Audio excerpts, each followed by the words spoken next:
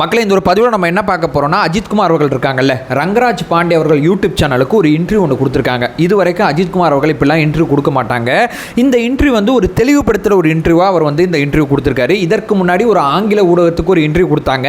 அந்த இன்டர்வியூவை சுற்றி நிறைய கான்ட்ரவர்சி உருவாக ஆரம்பிச்சிருச்சு. ஸோ இதை நம்ம முடிச்சு விட்டலாம், அந்த பஞ்சாயத்தை நம்ம முடிச்சு விட்டலாம் அப்படின்னு சொல்லி வேற ஒரு இன்டர்வியூ, அதாவது வேற ஒரு சேனலுக்கு ஒரு இன்டர்வியூ கொடுத்துருக்காங்க. அந்த இன்டர்வியூவில் ரங்கராஜ் பாண்டே அவர்களை சூஸ் பண்ணியிருக்காங்க. எனக்கு ஏதோ புரியுதுப்பா, அதை நான் பார்த்தேன் அந்த வீடியோவை. திடீர்னு இவர் பேசுகிறாரு, யார் பாண்டே பேசுகிறாரு, திடீர்னு அஜித்குமார் அவர்கள் பேசுகிறாங்க. அங்கே பேசப்பட்ட ஒரே ஒரு அரசியல் தலைவர் விஜய் அவர்கள் மட்டும்தான். அவருக்கு ஆதரவாக நான் என்றைக்குமே நிற்பேன் அப்படிங்கிறத அவர் மறைமுகமாக சில விஷயங்கள் சொல்கிறாரு. என்னையே அவருக்கு எதிராக நிப்பாட்டாதீங்க அப்படிங்கிற விஷயத்தை ரொம்ப தெளிவாக சொல்கிறாரு. இதை வந்து நேரடியாக சொல்கிறாரு. மறைமுகமாக என்ன சொல்கிறாருன்னா, அவரோட வெல்விஷர் தான் நான் அப்படிங்கிற விஷயத்தை ரொம்ப தெளிவாக சொல்லிட்டாரு. இப்போ இவர் நமக்கு மறுபடியும் ஆதரவு தெரிவிச்சிருக்காரா? இவர் என்ன சொல்ல வராரு? இந்த பேட்டியோட நோக்கம் என்ன? எதற்காண்டி இப்படி, அதாவது எப்போதுமே அவரோட பிஏ ஒருத்தர் இருப்பார்ல, மேனேஜர் ஒருத்தர் இருப்பார்ல, சுரேஷ் சந்திரா ஒருத்தர், அவர் மூலியமாக தான் ஸ்டேட்மெண்ட் எல்லாமே வரும். ஏன் சாணக்கியாட்ட போகணும்? என்ன நோக்கம் இது? இதை பற்றி தெளிவாளமாக அந்த ஒரு பதிவில் பார்த்துடலாம். அதாவது நான் எப்படி சொல்கிறேன்னா, என்னோட புரிதலை இந்த வீடியோவில் நான் உங்கள்கிட்ட கடத்திடுறேன். இனிமேல் இந்த பஞ்சாயத்தை முடிக்கணும் அப்படிங்கிறது தான் என்னுடைய எண்ண ஓட்டம். என்னப்பா பஞ்சாயத்து அப்படின்னு சொல்லி கேட்டிங்கன்னா, வீடியோ முழுமையாக பாருங்கள், உங்களுக்கு எல்லா விஷயங்களும் புரியும். ஒன்பே ஒன்றா தெளிவாளமாக பார்க்கலாம். உற்சாக வணக்கங்கள். வாங்க பதிவுக்குள்ளே போகலாம். ஃபர்ஸ்ட் ஆஃப் ஆல் மக்களே, ஏன் இந்த விஷயத்தை நான் மறுபடியும் தொடர்ச்சி அங்கே ஹைலைட் பண்ணி பேசிகிட்டு இருக்கேன்னா, அரசியல் களத்தில் இந்த மாதிரி ஸ்டேட்மெண்ட் வர்றதெல்லாம் அபூர்வம். வேறு எந்த ஒரு நடிகரும் இந்த மாதிரிலாம் பண்ணுவாங்களா அப்படிங்கிறது எனக்கு தெரியலங்க. ஆனால் இந்த நடிகர் பண்ணும்போது தான் நான் இவரை இன்னும் ஆழமாக இன்னும் தொடர்ச்சியாக பேசிகிட்டு இருக்கேன். என்னப்பா, நடிகர் விஜய் அவர்கள், நடிகர் அஜித் அவர்கள் அப்படிங்கிற பஞ்சாயத்து இன்றைக்கி நேத்தா இருக்குது. தலைவர் விஜய் அவர்கள் ஆகிட்டார்னா அஜித் ரசிகரை நம்ம ஏற்றுக்கணுமா? இதெல்லாம் சரியில்லை தம்பி. நம்ம என்னைக்கு அந்த, அதாவது இங்கே எப்படி இருக்குன்னா, நான் விஜய் அண்ணாவோட ஃபேனாக இருந்தால் நான் அஜித்துக்கு எதிராக நான் இருக்கணும் அப்படிங்கிற ஒரு நரேட்டிவில் நீ இருந்தால் மட்டும்தான் நீ கரெக்டான ஆள் அப்படிங்கிறது தொடர்ச்சியாக இங்கே பேசப்படுது. இந்த அரசியல் களத்தில் இது தப்புங்க, இது கூடாது அப்படிங்கிறது தான் நான் தொடர்ச்சியாக போராடிக்கிட்டு இருக்கேன். இந்த ஒரு வீடியோ நான் செப்பரேட்டாக ஒன்று போட்டிருப்பேன். இந்த வீடியோ போடும்போது நிறைய பேர் என்ன சொன்னாங்கன்னா, இவரை சப்போர்ட் பண்ணாதீங்க, இது ரொம்ப பெரிய விஷயங்கள், இந்த மாதிரி ஒரு ஸ்டேட்மெண்ட் எடுத்து பெருசாலாம் அந்த ஐடி முழுக்கெல்லாம் பேசாதீங்க, இதெல்லாம் ரொம்ப தப்புங்க அப்படிங்கிற கருத்தியெல்லாம் நிறையா பேசுனாங்க. இங்கே ஏன் இதை நான் தொடர்ச்சியாக ஹைலைட் பண்ணிக்கிட்டே இருக்கேன்னா, தலைவர் விஜய் அவர்கள் சினிமாவில் இல்லை, இன்றைக்கி அவர் அரசியல் இருக்கார். இந்த அரசியல் களம் எப்படி ஒர்க் ஆகும்னா, நம்ம தலைவர் வந்து எல்லாருக்கும் பொதுவான ஒரு தலைவராக இருக்கார். கேஸ்ட் நியூட்ரல் லீடராக நம்ம தலைவர் இருக்காரு. இவரை என்ன பண்ணுவார்னா, இந்த சமூகத்துக்கு எதிரானவர், இந்த ஜாதிக்கு எதிரானவர், இந்த மதத்துக்கு எதிரானவர், இந்த ரசிகர் கூட்டத்துக்கு இவர் எதிரானவர் அப்படிங்கிற ஒன்றை உருவாக்கிட்டே இருப்பார். ஏன்னா இவர் எல்லாருக்கும் ஆதரவானவராக இருக்காரு. ஸோ இவரை நோக்கி என்ன பிரச்சாரத்தை உருவாக்குவாங்கன்னா, இவருக்கு எதிரி அப்படிங்கிற பிரச்சாரத்தை தொடர்ச்சியாக உருவாக்குவாங்க. அதில் ஒருத்தர் தான் அஜித்குமார் அவர்கள். அஜித்குமார் ரசிகர்களுக்கு தாவேக்கா எதிரி அப்படிங்கிற ஒரு பின்பத்தை உருவாக்கிட்டே இருந்தாங்க. என்னடா பண்ணுறது, இப்பெல்லாம் ஒன்று கிடையாது, ரெண்டு பேருக்குமே உண்மையான நல்ல நோக்கம் இருக்குது, ரெண்டு பேருக்கும் ரெண்டு செப்பரேட்டான இலக்குகள் இருக்குது. இது முதல்ல பொய் பிரச்சாரம் எப்படி முறியடிக்கலாம்னு யோசிச்சுட்டே இருக்கும்போது டக்குன்னு அந்த பக்கத்துலேருந்து கரூர் விஷயத்தில் ஒரு பிரச்சாரம் உருவாக்கப்பட்டது. அதுக்கு வந்து விஜய் அவர்கள் மட்டும்தான் காரணம் அப்படிங்கிற பிரச்சாரம் உருவாக்கப்படும் போது அங்கேருந்து ஒருத்தர் சொன்னார், விஜய் அவர்கள் மட்டும் காரணம் கிடையாதுங்க, எல்லாருக்கும் இதில் பங்கு இருக்குது அப்படிங்கிற ஒரு விஷயத்தை சொல்லும் போது, நான் முன்னாடியே சொன்னேன்ல, இவர் எதிரானவரே கிடையாதுங்க, இது பொய் பிரச்சாரம் அப்படிங்கிறத நான் நிரூபிக்கிறதுக்கு இது ஒரு வாய்ப்பாக இருந்துச்சு. அதனால தான் நான் அதை ஹைலைட் பண்ணி தொடர்ச்சியாக பேசுகிறேன். ஏன்னா நம்ம தலைவர் யாருக்குமே எதிரானவர் கிடையாது, 8 கோடி மக்களுக்கு நல்லது செய்யறதுக்கு தான் வந்திருக்கார். இங்கே எதிரானவர் அப்படிங்கிற பிரச்சாரம் உருவாக்கப்படும் போது அதை முறியடிக்கிறது தாவேக்கா தொண்டனா என்னுடைய கடமை. அந்த கடமையை நான் தொடர்ச்சியாக பார்த்துட்டு இருக்கேன். இப்போ மறுபடியும் அது மறைமுகமாக சொன்னாரா, இப்போ அது மேலும் மேலும் சர்ச்சையாகும் போது இன்னைக்கு நேரடியாகவே சொல்லிட்டார். ஏன்னா அவரோட பேட்டியில் அவர் பேசின ஒரே அரசியல் தலைவர் விஜய் அவர்களை மட்டும்தான், வேற யாரை பற்றியும் பேசல. இவருக்கு எதிராக என்னை நிப்பாட்டாதீங்க, வேற எது வேணா நீங்க பண்ணிட்டு போங்க, எந்த பிரச்சனையும் எனக்கு கிடையாது, இதை பண்ணாதீங்க அப்படிங்கிறத அவர் ரொம்ப தெளிவாக சொல்லிட்டாரு.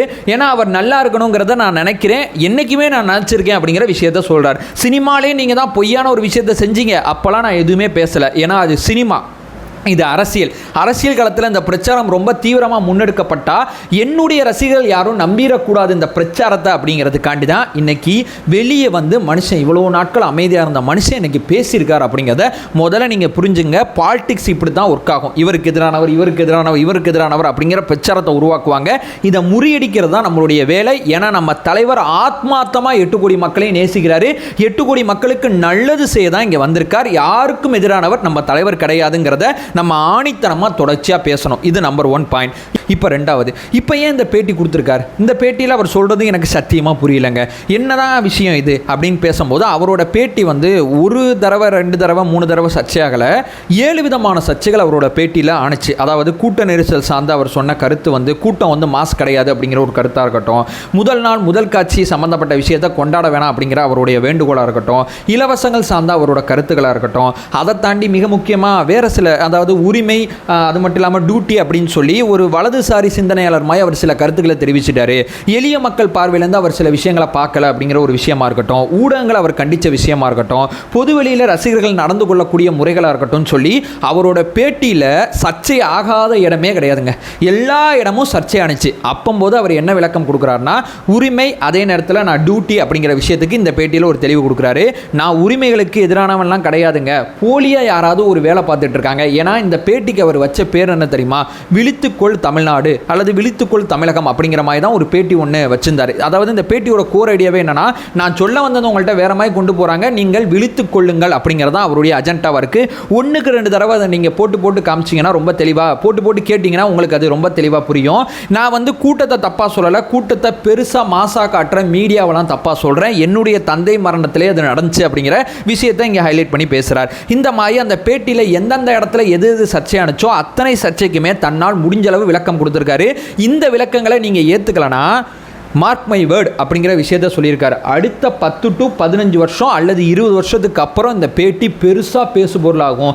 அன்றே சொன்னார் அஜித் அப்படிங்கிற விஷயம் பெருசாக பேசுவீங்க, வெயிட் பண்ணி காத்திருங்கள் அப்படிங்கிற விஷயத்த தன்னுடைய பேட்டியில் 7-8 இடங்களில் சர்ச்சையானுச்சு. 7-8 இடங்களில் தன்னால் முடிஞ்ச கரெக்ஷனாக அந்த பேட்டியில் மறுபடியும் கொடுத்துருக்காரு. அதுக்கு மேலே நீங்கள் புரிஞ்சுக்கலனா 20 வருஷம் வெயிட் பண்ணுங்கள், இது வைரல் ஆகும் அப்படிங்கிற விஷயத்த ஆணித்தனமாக சொல்லியிருக்காரு, கான்ஃபிடண்டாக சொல்லியிருக்காரு. இந்த பேட்டியில் நம்ம எடுத்துக்கிட்ட ஒரே விஷயம் என்ன தெரியுமா? ஒன்றே ஒன்று தான். கரூர் விஷயத்துக்கு தலைவர் விஜய் அவர்கள் காரணம் இல்லைங்கிற ஒரு ஸ்டேட்மெண்ட் எடுத்துக்கிட்டு, ஆமாம் காரணம் இல்லைங்கிறத என்னோட வீடியோவில் ஆணித்தனமாக நான் சொன்னேன். இலவசங்கள் சார்ந்த விஷயத்தில் மறுபடியும் அவர் வேறு சில விஷயங்கள் சொல்லியிருக்காரு. இந்த மாதிரி அந்த பேட்டியில் சர்ச்சையான இடங்கள் எல்லாமே சர்ச்சை ஆக்கப்பட்டது தான். அவர் வந்து உண்மைக்குமே சர்ச்சைக்குரிய கருத்துக்களை எதுவுமே சொல்லலை. அவர் வந்து வேற ஒரு டைமென்ஷனில் சில விஷயங்கள் சொல்லியிருக்காரு. கொஞ்ச நாள் வெயிட் பண்ணி பாருங்கள், நான் சொன்ன விஷயம் உங்களுக்கு புரியும் சொல்லியிருக்காரு. வெயிட் பண்ணி பார்ப்போம், புரியுதா புரியலாங்கிறத பின்னாடி பார்த்துக்கலாம். இது நம்மளுடைய 2வது பாயிண்ட். இப்போ 3வது மிக முக்கியமான விஷயத்துக்கு வருவோம். சரிப்பா, நீ சொல்கிறது கரெக்டு.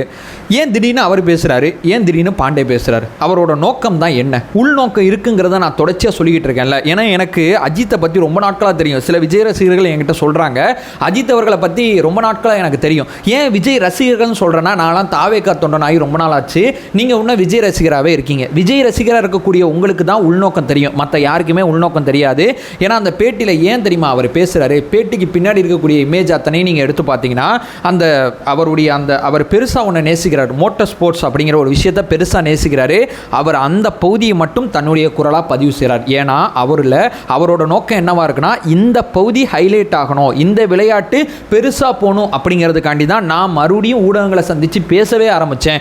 நான் மறுபடியும் இந்த ஊடகத்தில் எதை பற்றி பேசுகிறேன்னா, இந்த விளையாட்டை ஹைலைட் ஆகணும் அப்படிங்கிற விஷயத்துக்காண்டி தான் நான் மறுபடியும் பேசுகிறேன். அந்த பேட்டி நான் கொடுத்தேன் ஒரு ஆங்கில ஊடகத்துக்கு.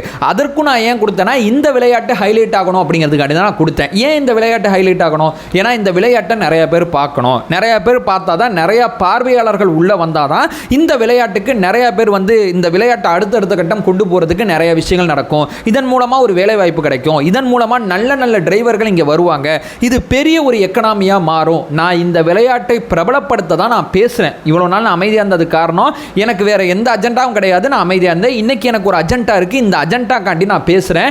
அதனால தான் பாண்டே அவர்கள் பேட்டியிலையும் அந்த குறிப்பிட்ட இடத்துல மட்டும் அவர் பேசியிருப்பார். பேட்டிக்கு பின்னாடி நான் முன்னாடி சொன்னபடி புகைப்படங்கள் அத்தனையுமே அவர் மென்ஷன் பண்ணியிருப்பார். ஏன்னா அவரோட நோக்கம் ரொம்ப தூய்மையாக இருக்குது.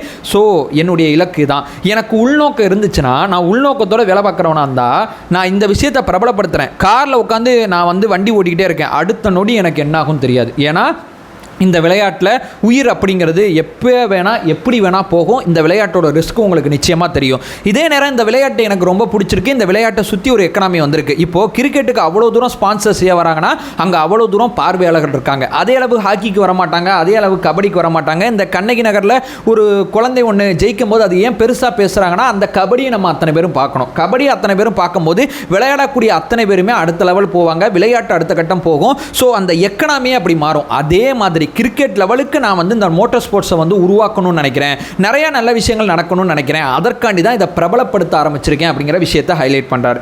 அவர் ஒரு விஷயம் சொல்கிறார், எனக்கு ஒரு இலக்கு இருக்குங்க, எனக்கு இந்த அரசியல் சண்டை, இந்த அரசியல் பஞ்சாயத்து, என் படத்தை பாருங்கள் அப்படிங்கிற ப்ரெஷர் இதுவெல்லாம் வேணாம், எனக்கு ஒரு இலக்கு இருக்குது.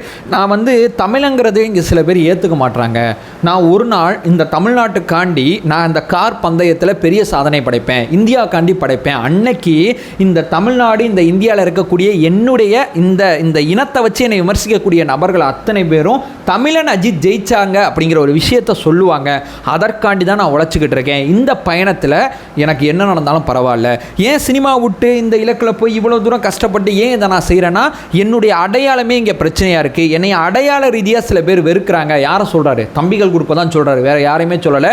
நம்ம யாருமே அவரை வேற ஒரு இனத்தவரா அப்படிலாம் நம்ம பார்க்குறது இல்லை, நம்ம ரஜினிகாந்த் அவர்களையும் அப்படி பார்க்குறது இல்லை, நம்ம யாரையுமே பொதுவாக அப்படி பார்க்குறது கிடையாது. இங்கே ஒருத்தர் வந்து இவர் தமிழர் இவர் தமிழர் இல்லை அப்படிங்கிற அஜெண்டா அரசியலை யார் பண்ணிக்கிட்டு இருக்கா? இவங்க பண்ணிகிட்டு இருக்காங்க. இந்த பக்கம் வந்து திமுக என்ன பண்ணுது? விஜய்க்கு எதிரானவர் அஜித் அப்படிங்கிற பிரச்சாரத்தை முன்னெடுத்தாங்க. ரெண்டு பேரையும் மறைமுகமாக போட்டு தள்ளிட்டார். இந்த வேலையை பார்க்காத ஒழுங்காக அமைதியாக இருந்துன்னு சொல்லி திமுகவுக்கு எதிரான ஒரு கருத்தை சொல்லிட்டாரு.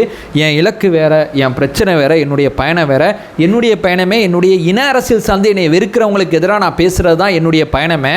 அமைதியாக இருந்தது. திடீர்னு சாட்டை துரைமுருகன், சீமான் அவர்கள் தான் ஆகா அஜித் அவர்கள் எப்படிப்பட்டவர் தெரியுமாலாம் பேச ஆரம்பித்தாங்க. கொஞ்ச நாளுக்கு முன்னாடி விஜய் அவர்கள் எப்படிப்பட்டவர்லாம் பேசுனாங்க, இன்றைக்கி அஜித் அவர்கள் எடுத்தாங்க. என் பஞ்சாயத்தே உன்னோட தான் அப்படிங்கிற விஷயத்தை தெளிவாக சொல்லிட்டார். ஸோ எனக்கு உள்நோக்கம் கிடையாது, என்னுடைய பயணம் என்னுடைய பாதை அத்தனையுமே ரொம்ப தெளிவானது. என்னுடைய சர்ச்சையான சில பேட்டியை நீங்கள் மாற்றிட்டீங்க, அந்த சர்ச்சைக்கு என்னால் முடிஞ்ச விளக்கங்களை கொடுத்துருக்கேன். ஒரு விஷயம், விஜய்க்கு எதிரானவனா அஜித் கிடையாது. இதை சொல்கிறதுக்கு தான் நான் இந்த பேட்டியை மறுபடியும் கொடுத்துருக்கேன் அப்படிங்கிற விஷயத்தை ஹைலைட் பண்ணி பேசியிருக்கார். அவர் நச்சுந்தா கடந்து போயிருக்கலாங்க, 10 நாள் பேசியிருப்போமா, 5 நாள் பேசியிருப்போமா, எத்தனை நாள் பேசியிருப்போம். கரூர் விஷயத்தில் அந்த ஸ்டாம்பேட் அப்படிங்கிற வார்த்தையை அவர் தான் முதல்ல பயன்படுத்தினார். அதற்கு ஒருத்தர் காரணம் இல்லைங்கிறது, அதாவது இவங்க கேள்வி கேட்குறாங்க அவங்க பதில் சொல்கிறாங்கிற மாதிரி கிடையாது, இவரே தான் அதை பதிவு செஞ்சார். ஏன்னா அவர் மறுபடியும் விஜய் அவர்களை அரசியல் ரீதியாக விழுத்துறதுக்கு அஜித் அவர்களை பயன்படுத்தக்கூடாதுங்கிறதுல ரொம்ப தெளிவாக இருக்கார். இங்கே இந்த சில பேர் தான் நான் வந்து அஜித்தை ஏற்றுக்க மாட்டேன், அதை பண்ணிக்க மாட்டேன், இதை பண்ணிக்க மாட்டேன்னு சொல்லி பாலிடிக்ஸ் எப்படி ஒர்க் ஆகுதுன்னே புரியாமல் ஏதோ நம்ம இதை பேச போனால் நீ வந்து உண்மையான விஜய் ரசிகரா அப்படிங்கிற கொஸ்டினை நமக்கு எதிராகவே திருப்புறாங்க.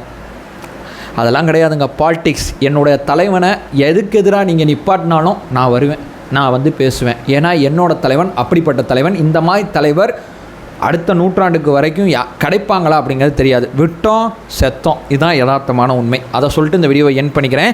மேபி இது சார்ந்த உங்களுடைய கருத்துக்கள் எதுவாக இருந்தாலும் இந்த வீடியோ கீழே கமெண்ட் பண்ணுங்கள். நம்ம தொடர்ச்சியாக உரையாடுவோம். நம்மளோட ஒரே நோக்கம் தாவேகா சார்பாக மிக ஆக்கப்பூர்வமான பல வீடியோக்கள் நம்ம தொடர்ச்சியாக பண்ணிகிட்டு இருக்கோம். இதன் மூலமாக நம்ம எதை நிரூபிக்க இங்கே முற்படுறோன்னா இந்த சமுதாயத்தில் இருக்கக்கூடிய அறியாமையை அகற்றணும், தமிழகம் விழித்துக்கொள்ளணும் அப்படிங்கிறது தான் நம்மளுடைய இலக்காக இருக்குது. அதை நோக்கி தான் பயணிச்சுக்கிட்டு இருக்கோம். அறியாமை அகற்ற வேண்டும், அறியாமை அகற்றப்பட வேண்டும். Thank you so much.